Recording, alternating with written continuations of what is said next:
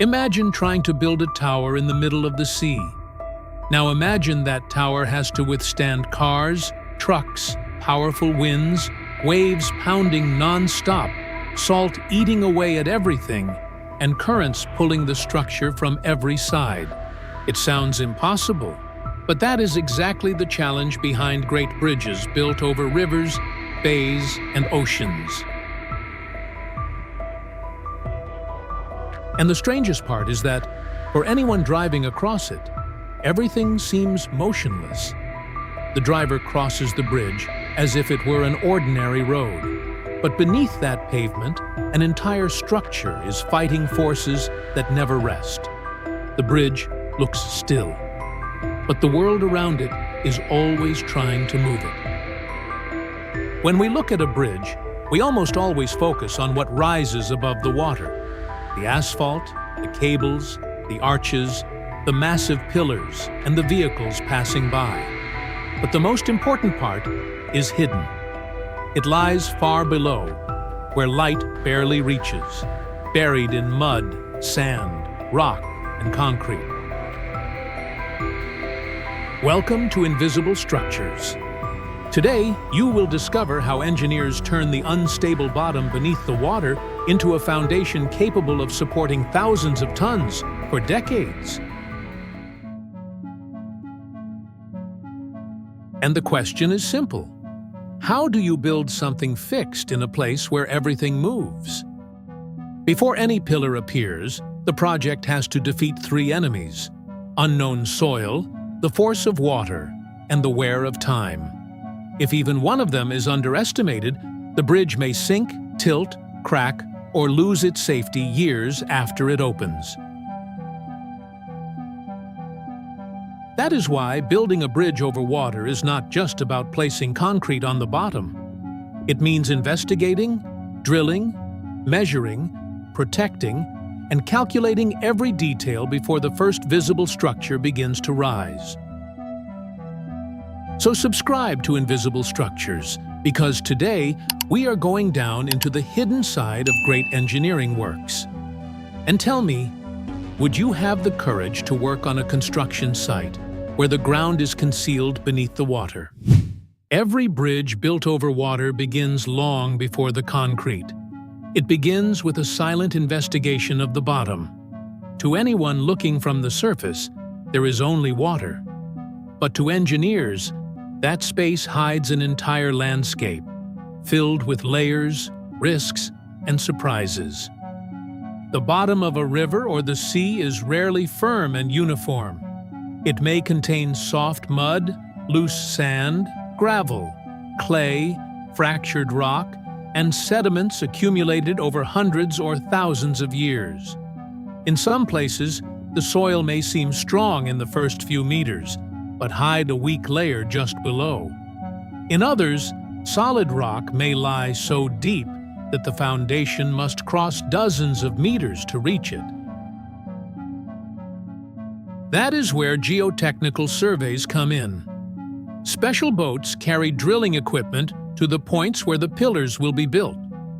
These machines descend to the bottom, drill into the ground, and collect samples at different depths. Each sample reveals how that terrain behaves, whether it is compact, soft, absorbs water, may slide, or can withstand heavy loads.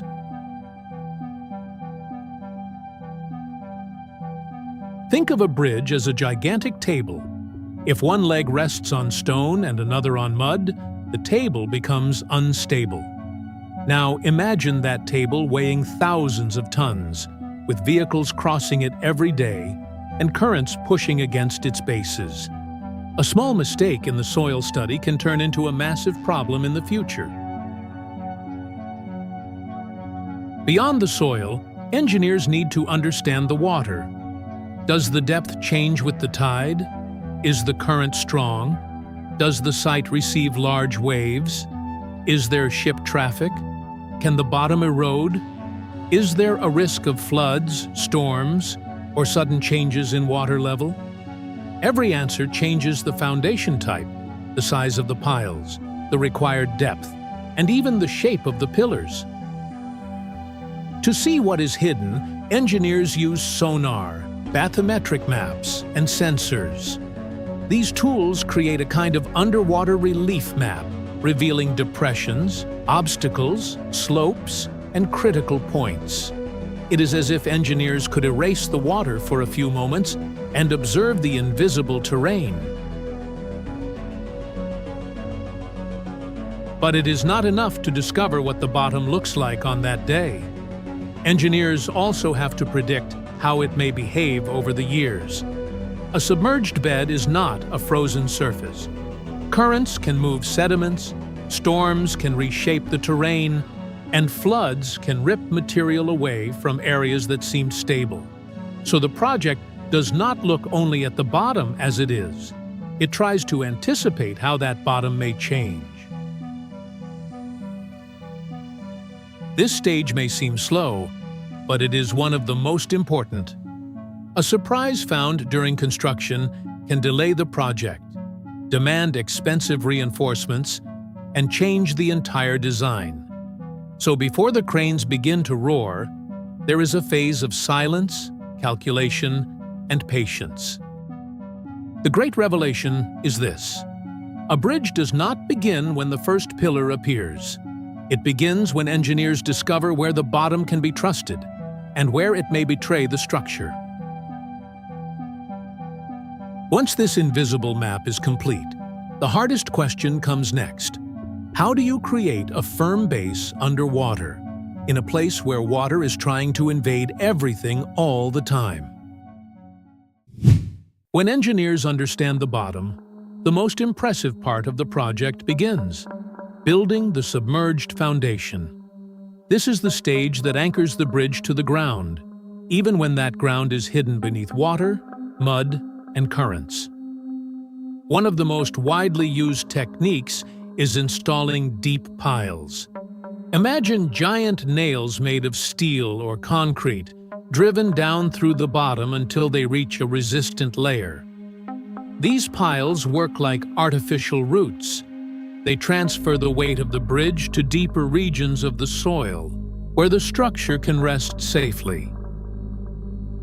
In some projects, piles are driven with enormous hydraulic hammers. The machine lifts and strikes the pile again and again, pushing it downward centimeter by centimeter. Every impact is monitored. If the pile tilts too much, hits unexpected resistance, or sinks too quickly, engineers have to stop and analyze what is happening. In other cases, the pile is not driven, but excavated. First, a hole is drilled into the bottom. Then, a steel reinforcement cage is placed inside, and concrete is poured in a controlled way. But then, a question arises.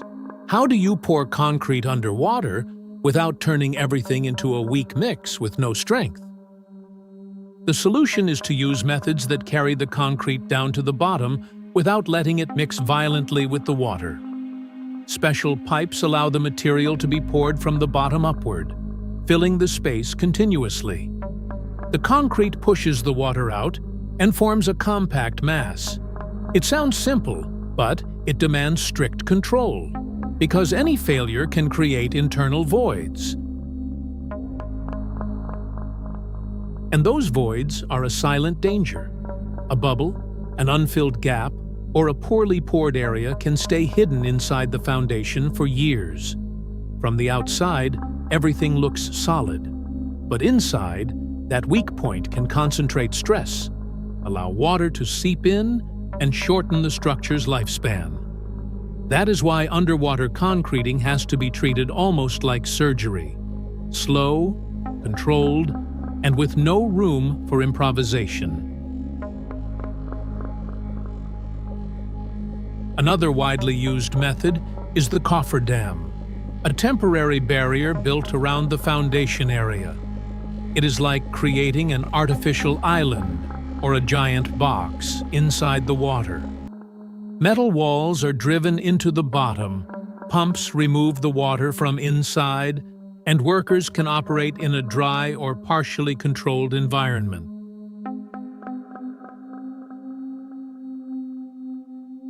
the scene is striking. Outside, the river or the sea keeps pressing in. Inside, machines, workers, and engineers operate below the water line, protected by temporary walls. It is a constant battle to keep the water out, while the foundation takes shape.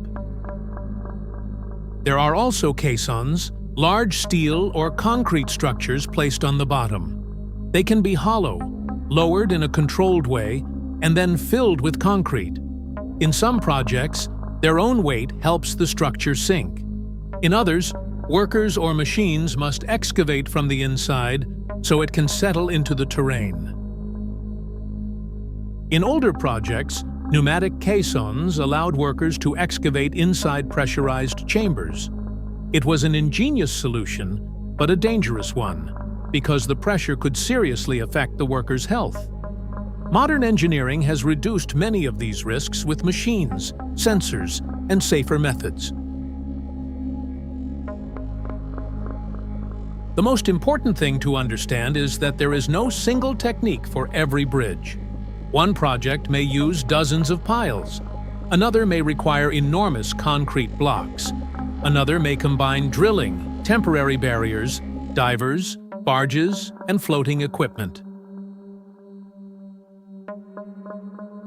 The foundation has to resist not only the weight of the bridge, but also the push of the water, the movement of the soil, the impact of vessels, and decades of wear. It is not just the base of the bridge, it is the pact between the structure and the planet. And when that base is finally ready, the bridge still does not look like a bridge to anyone watching from far away. But down below, the most decisive part has already been born. If you enjoy seeing engineering overcome challenges that seem impossible, subscribe to Invisible Structures, because this kind of project shows how calculation, machinery, and precision can turn an unstable environment into a permanent structure. Now that hidden strength has to rise to the surface, that is when the pillars begin to appear. Once the foundation is ready, one of the most visual phases of construction begins. What was hidden starts to emerge. The project is no longer just calculations, drilling, and submerged concrete. Little by little, the bottom of the water connects with the sky. It is the birth of the pillars. This stage demands a heavy choreography. Barges carry steel, concrete, metal forms, pumps, generators, and equipment. Floating cranes move enormous pieces with precision. Support vessels transport crews and materials. Everything has to happen around tides, wind, currents, and safety windows. On dry land, a delay can already be expensive. Over water, it can completely change the operation. A piece lifted at the wrong moment may catch too much wind. A poorly positioned barge can be pushed by the current. A concrete pour started without enough stability can compromise hours of preparation. That is why every movement seems slow, but is planned to happen at exactly the right moment. First, the steel reinforcement is assembled. It works like the pillar's skeleton. Thick bars are positioned, tied, and connected according to the design. This steel will help the concrete resist tension, bending, and vibration. Without this internal structure, the pillar would be far more vulnerable. Then come the forms, temporary molds that hold the concrete in place until it hardens. Think of a cake pan, but on a gigantic scale. Except in this case, the cake weighs tons, is exposed to moisture, wind, and moving water, and must remain aligned with millimeter precision. The concrete used in these pillars is not ordinary either. It has to resist water penetration, salt, temperature changes, and the chemical attack of the marine environment. In many cases, Additives are added to the mix to improve durability, reduce cracking, and increase protection for the steel inside. The concrete pour is a critical stage. The material must be placed continuously and evenly. If there is a long interruption, weak joints may form. If vibration is poorly done, voids may appear. If curing is not controlled, cracks can form before the pillar even enters service. That is why sensors and measurements track temperature, alignment, strength, and movement. Engineering does not rely only on the human eye. It records data, compares results, and corrects deviations. In structures of this scale, millimeters make a difference. And those millimeters matter because the pillar does not work alone. It has to receive loads, transfer forces to the foundation, and connect perfectly with crossbeams, bearings, and girders. If one stage starts out of position, the error can multiply above it. It is like building a tower with giant pieces. The earlier the deviation appears, the larger it may look at the top. And tell me in the comments, in your opinion, what seems harder, building the foundation on the bottom of the water or keeping a pillar perfectly aligned while everything around it is moving? When the pillars finally appear above the water, the project takes on a new impact. Anyone passing nearby begins to understand its scale. What once looked like just an area surrounded by machines starts becoming a real bridge. But it is important to remember, the visible pillar is only the final part of a much larger story. Beneath it, hidden from view, are piles, blocks, concrete, steel, and deep layers of resistant soil. What we see above the water is only the result of what was solved beneath it. After the pillars come crossbeams, bearings, girders, and parts of the deck. The structure begins to connect shores, cross channels, and create paths where there was once only water. But the challenge does not end when the bridge opens. In fact, when the first car crosses, a new battle begins. Many people believe that after the opening, the bridge is finished forever. But for engineers, the project enters another phase, the surveillance phase. Because underwater, the enemies keep working every single day. One of the greatest dangers is erosion around the foundations. The current passes around the pillars, changes speed, and creates whirlpools. These movements can remove sand, mud, and sediment around the base. Little by little, the water carves into the bottom, as if it were pulling the ground out from under the bridge's feet. This phenomenon is dangerous because it can happen without the public noticing. From above, the pillar looks normal. The roadway keeps operating. Vehicles keep crossing. But far below, the supporting soil may be slowly carried away. To reduce this risk, many bridges are protected with large stones, concrete blocks, special mats, or structures placed around the foundations. The idea is to keep the current from easily removing material from the bottom. Even so, floods, storms, and changes in the water's course can alter this balance. Another constant enemy is corrosion. In marine environments, salt accelerates the deterioration of steel. Even when the steel is protected inside the concrete, tiny cracks can allow water and chlorides to enter. Over time, the reinforcement can corrode, expand, and break the surrounding concrete. That is why inspections are so important. Divers, underwater robots, sonar, and sensors check for cracks, wear, movement, erosion, and loss of material. On some bridges, monitoring is constant, with equipment tracking vibrations, deformations, and signs of structural fatigue. In some cases, maintenance begins before any damage appears. The data reveals small changes in the bridge's behavior: a different vibration, a minimal displacement, an area of the bottom that has begun losing sediment. To the public, nothing has changed. To engineers, that detail may be the warning that intervention is needed before the problem grows. The driver sees a road. The engineer sees an entire organism. Every noise, every crack, every change on the bottom may indicate that something needs to be reinforced before it becomes a problem. The great truth is that a bridge over water is never completely finished. It has to be monitored, protected, cleaned, repaired, and in some cases reinforced throughout its service life. Maintenance is not a detail. It is an essential part of engineering. And here is the most impressive fact. Some serious bridge failures do not begin at the top, but at the bottom. The danger may be hidden where no one can see it, in a foundation surrounded by murky water, current, and shifting sediment.